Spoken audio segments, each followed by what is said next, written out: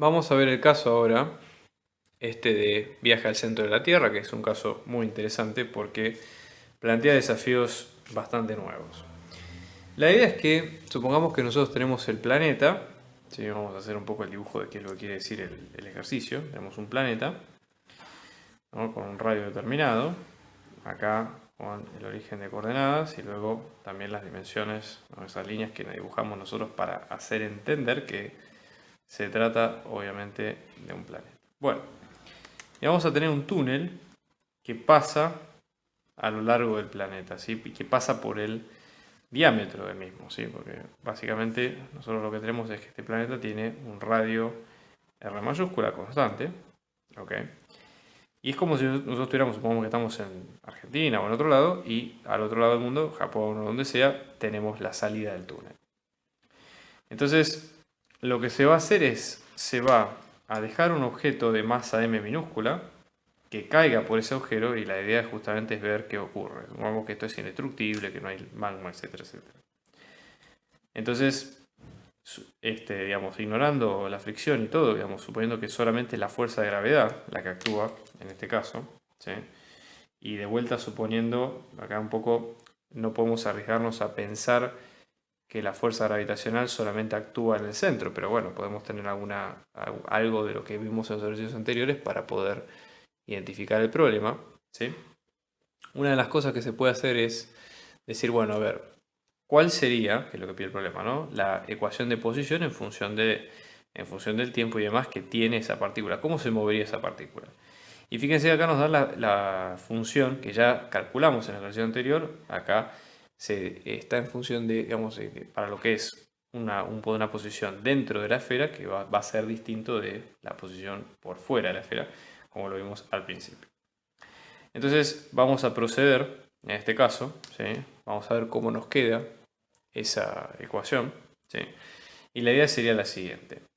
Para empezar, nosotros vamos a tener que, el objeto se va a lanzar desde acá. Entonces, si usamos nuestro marco de referencia en Z, ¿sí? En este caso, como así ustedes lo tienen puesto, lo que vamos a tener es que la posición inicial que tenga el objeto va a estar en R. Estamos hablando del R positivo que tiene el objeto aquí. Después nosotros vamos a tener que su velocidad inicial va a ser 0. Entonces, en vez de hablar de velocidad en z, podemos hablar también de z punto, que es lo mismo, igual a 0. ¿Sí? Entonces, en este caso también podemos usar, dado que el movimiento va a ser acá, va a ser solamente alrededor de z, podemos usar el sistema cartesiano tradicional, no hay demasiado inconveniente. ¿Sí? Y después tratar de ver qué es lo que ocurre con las fuerzas que actúan de hecho en el objeto. Entonces, decimos, bueno, la única fuerza que va a actuar y que nosotros vamos a considerar es la gravedad. Entonces va a ser la suma de la fuerza de la gravedad, la suma de fuerzas, que es la única que actúa, es la de la gravedad. En este caso esto nos va a quedar como, si todo esto vectorialmente, nos va a quedar como la masa por la variable g en función de z por menos e sub z. Dado que nosotros estamos considerando que e sub z, como todo versor de la parte, digamos, de las variables cartesianas apunta en este sentido, y nosotros estamos considerando la fuerza de gravedad opuesta a este. Entonces, acá lo que vamos a hacer es, fíjense, va a ser que la variable depende del radio, digamos aquí en este caso, r que es la distancia, en este caso r lo vamos a medir como z, que es la distancia entre el centro y demás, ¿no? Que se mueve concéntricamente, o por lo menos en una línea donde pasa por el centro de la esfera en cuestión. Entonces reemplazamos por esta ecuación, que es la que nos dice la aceleración, esto nos da que la fuerza de gravedad nos va a dar masa por 4 tercios de pi por la constante g por la densidad del planeta por z, ¿sí? Y todo esto por el versor menos e sub z, ¿no? A su vez, ¿qué ocurre? Por la segunda ley de Newton, la sumatoria de fuerzas es masa por aceleración. Entonces, en este caso, la única variable que estamos considerando en movimiento es z, por lo tanto, la aceleración va a tener la forma de z dos puntos. Básicamente, derivar la posición en función de tiempo una vez y luego derivarla nuevamente. Entonces, esto, si lo igualamos, nos va a quedar como masa por la aceleración y en este caso ponemos por e sub z. ¿Por qué se pone el versor positivo? Es más que nada por un tema por default. ¿Sí? O sea, bueno, nosotros de antemano no sabemos si el objeto se mueve en un otro sentido, con lo cual no tiene demasiado, valga la redundancia, sentido encararlo. Entonces con esto podemos igualar directamente las partes escalares de la ecuación. Entonces vamos a tener, por ejemplo, ¿no? 4 tercios menos, no, este menos que está acá, de pi por la masa, por la constante de gravedad, por la densidad por z. Esto es igual a la masa por la aceleración de z.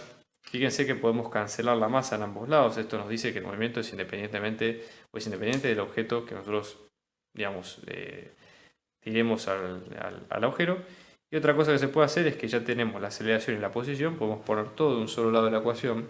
Ya ven que esto tiene el perfil de ser un problema de ecuaciones diferenciales de segundo orden. Entonces, pasando o sumando este término a ambos lados de la ecuación, vamos a llegar a lo siguiente, ¿sí? Esta ecuación diferencial que es z2 puntos, ¿sí? Más 4 tercios de pi por la constante g por la densidad del planeta por z, que esto es igual a 0. Si ustedes recuerdan, esta ecuación tiene algo bastante parecido con el movimiento oscilatorio armónico. ¿En qué consistía? Era una aceleración más una velocidad angular por la posición, esto es igual a 0. Una ecuación diferencial homogénea de segundo orden. ¿Sí? Básicamente, ¿dónde vemos nosotros la analogía? Por la forma matemática que tiene la ecuación. O sea, hay veces que uno, digamos, resuelve el problema y ve hasta dónde o qué es lo que sale de todo ese problema en cuanto a la ecuación, la forma de la ecuación matemática que tiene el problema. Y fíjense que esto tiene dimensiones o tiene magnitudes de una velocidad angular. El último de ustedes lo que pueden hacer es probarlo esto, ¿sí? Con las unidades de G, con las unidades de la densidad, y van a ver que de hecho esto tiene unidades de 1 sobre el tiempo, que de hecho es lo que se pide en este caso. Entonces, ¿qué es lo que nosotros vemos acá? Que esto, ¿sí? Todo esto que vemos acá esto mismo es omega al cuadrado. Mala mía. Entonces, esto es omega al cuadrado, ¿sí? Entonces, lo que nosotros vamos a tener es que, ¿cómo nos queda la ecuación? Nos va a quedar como la aceleración más omega al cuadrado, ¿sí? Todo esto por z es igual a 0, con lo cual omega, ¿sí? Va a ser la raíz cuadrada de todo lo que teníamos al principio, 4 tercios de pi por la constante g por la densidad del planeta, ¿sí?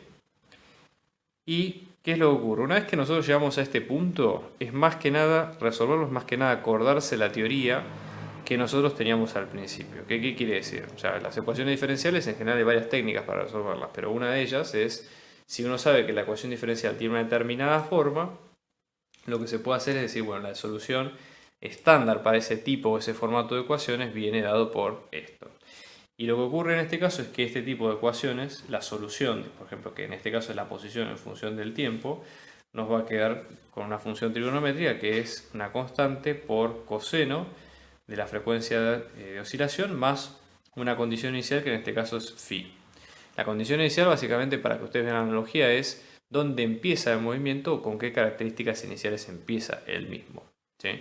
Y de acá ustedes van sacando todas las variables que van teniendo. Por ejemplo, van teniendo z punto, ¿sí? En función del tiempo, esto nos va a quedar como menos omega por a, acá estoy aplicando regla a la cadena, ¿sí? Seno de omega t más phi, y luego z2 puntos, en función del tiempo, nos va a quedar como menos omega cuadrado por a, por coseno de omega t más phi. ¿Qué condiciones iniciales teníamos nosotros al principio? Que z sub 0 nos iba a quedar r, ¿sí? O sea, en tiempo 0. Y luego vamos a tener que z punto, la velocidad en 0 nos iba a quedar 0. Entonces, por ejemplo, z punto, que sería r, ¿sí? Si ustedes reemplazan por coseno, ¿sí? Otra cosa que tener en cuenta acá es que, digamos, la variable phi sub 0, que sería cuando arranca el movimiento, vamos a hacerlo por partes, pero fíjense. Vamos a ver, por ejemplo, z punto es igual a 0. Entonces vamos a tener menos omega por a por seno de omega por 0 más phi. Esto es igual a 0. Estoy probando esta variable. Entonces, esto es una constante, esto es una constante. Esto lo puedo dividir ambos lados por lo mismo. Y lo que me queda es que seno de phi me va a quedar 0. Para que seno de phi me quede 0, phi me tiene que quedar un múltiplo entero de pi, siendo que k es entero. Para fin de cuentas, lo que se puede hacer es que k valga 0, que también es válido, ¿sí? Y en este caso, lo que va a ocurrir es que phi va a valer 0, con lo cual simplificamos mucho más todo. Y después, ¿sí? Al momento de reemplazar por la segunda condición, que z0 es igual a r, vamos a tener a por coseno de omega por 0 más 0, esto es igual a r. Coseno de 0 es 1, con lo cual vamos a tener que a es igual a r. Y en limpio, ¿cómo va a quedar la ecuación? z en función del tiempo, ¿sí? En este caso esto nos va a quedar como r por coseno de omega por t, ¿sí? Omega es toda la expresión que vimos al principio, o sea que esto nos va a quedar como r por coseno de la raíz cuadrada, ¿sí? De 4/3 de pi por g por la densidad y fuera de la raíz el tiempo. Y ese sería el fin del problema en particular.